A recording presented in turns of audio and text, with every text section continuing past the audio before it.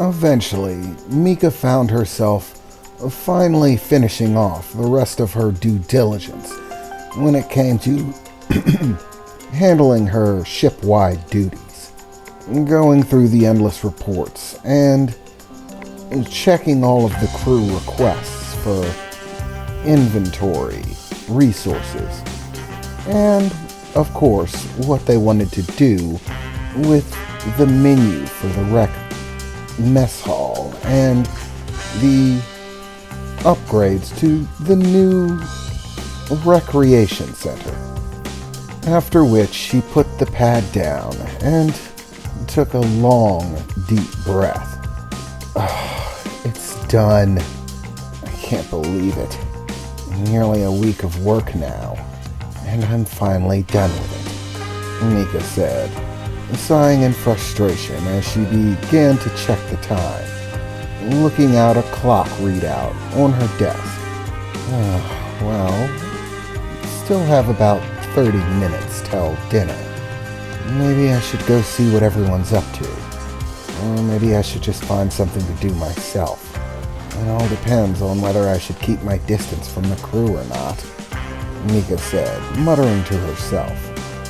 If I might lend some advice, she heard a voice nearby emit as the silvery orb appeared out of the floor beside Mika. You've been under a great deal of stress lately, Exovol said, his small silver orb vibrating gently. I think your best choice of action would be to do something that makes you feel good. Something that will bring joy to you. Yeah, Exovol, easier said than done, Mika replied, crossing one leg over the other and putting her hands behind her head as she leaned back in her chair. You have to realize that I'm the captain of this ship, which puts me in sort of a mixed situation. On one hand, I need to find a way to relax, but on the other, I do have to worry about how my crew sees me. If I try to be too friendly with them, it might affect the way they react to me as a captain. I can't have them second-guessing me when I pass down orders. I understand this intrinsically, Exovol replied. However, you also have to weigh another obstacle on your plate. You are a flesh and blood organism, like any other, bound by the same restraints. Most flesh and blood organisms are by their nature social. If you make yourself too distant, the social isolation will begin to whittle away at your subconscious and conscious thoughts, and negatively affect your ability to act as captain. You need interaction with others, Mika. Honestly, I'd say the threat to your mental health is superior to the dangers of befriending your crewmates. If I were given the choice between the two, I would choose to make friends. What is the world coming to? Mika said, leaning forward and shaking her head a bit. My entirely mechanical ship seems to have more insight into people than I do. I really must be slipping. Precisely the reason for an outing, Exovol replied. Don't worry, I will inform you if there are any urgent matters. However, our course is steady, and all checks seem to be accounted for. So, unless we run into serious trouble, there appears to be nothing left for you to do. So, you are free. Go, be merry. Have fun, Mika, Exovol said, as his silvery orb floated back down to the floor, disappearing into its form.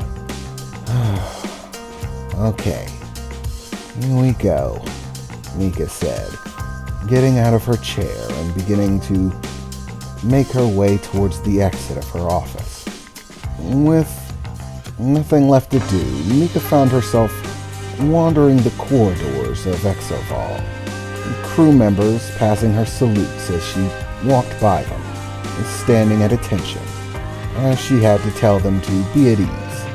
Miko wasn't really sure where to go or what to do, seeming to just wander around aimlessly, as if she was trying to figure it out. Eventually, she found her way into the engine room, arriving just in time to overhear a segment of an argument. It appeared that Oscar and Maya were having a bit of a tiff. Okay, what was the point of you giving me charge of the upper level if you're just going to come up here and micromanage me every 10 seconds? Am I in charge or am I not in charge? Make up your mind, Oscar. Your shit's starting to piss me off. Listen, we're running dual level 3 quantum engines. In fact, I've never even heard of that being done before. Excuse me if I'm a little worrisome about the details. I want to know what the flow rate is for your engine. It needs to match up with mine. I don't want them going out of sync. Lord knows what the effects could be. Listen, I already told you the sync rate is fine. The plasma couplings are holding. As a matter of fact, there doesn't appear to be any wear on them at all. So how about you get off my back for a few minutes before I start throwing a tantrum? You don't want to see that, Oscar. I am not a nice tantrum thrower. Shit tends to go very haywire, Maya said, giving Oscar a very serious expression, shooting him daggers of intensity that had him, well, uneasy to say the least. Ugh, how do I put up with you? He said, as he finally looked over, noticing Mika entering the room. Captain on deck, Oscar called out as he stood at attention and began saluting. The rest of the crew followed quickly, except for Mia, who was a bit slow to respond, and still seemed upset. I hope you two aren't having troubles down here, Mika asked. I mean, after the work you did engineering all of this, I'd hate to see a minor argument be the end of it. Of course not, Captain Mika, Oscar replied, quite rapidly as he lowered his salute. This argument will not affect our work. We're just at a bit of a disagreement. I've never worked in an engine room with 2 engines. Exovol seems to be handling it well, but suffice it to say, it has me on edge, wondering what could go wrong. There's an immense amount of power flowing through this vessel. All it takes is the slightest mistake for things to go haywire very quickly. Yeah, and I say you're being overbearing, controlling, paranoid even, Mika replied, lowering her salute and crossing her arms.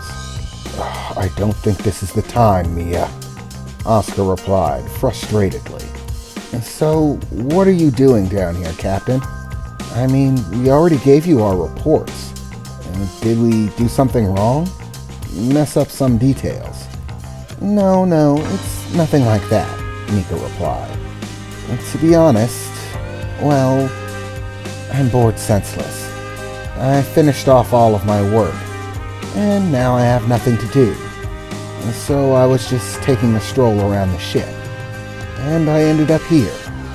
I was thinking pretty soon I might go get dinner, but after that I'm short on ideas of what to do. Oh, so you're free? Mia said, almost seeming excited. I mean, Captain, if you have some free time, like, I'm just about to get off my shift. We could go grab dinner in the mess hall. Find out what that new chef is cooking up. Well, I suppose you probably already know. You did choose from the menu options. But I also just collected some Kothian TV on my information drive for my holo screen. If you feel up to it and you are free, you could come back to my room. I'd love some company to watch some of these Kothian TV shows. There's a comedy that I'm told is to die for, that'll literally have you rolling. And it's such a shame to laugh alone, don't you think? Mia said, approaching Mika with a bright smile, which seemed uncharacteristic of her. At least as far as she knew her. Hey, come on now, Mia. We haven't even been on the ship a month yet. One of the crew members from the back shouted out. Can't you give it a little bit more time? I mean, seriously, you're already trying to pick up the captain? Mia's smile suddenly faded away to a scowl as she took a tool out of the belt around her waist, turned around, and with no hesitation whatsoever, threw it very hard.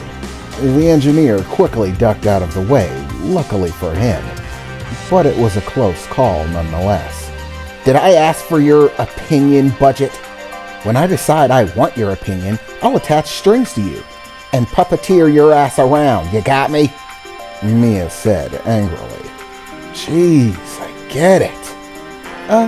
Don't mind him, Mia said, turning around and once more returning to her smile.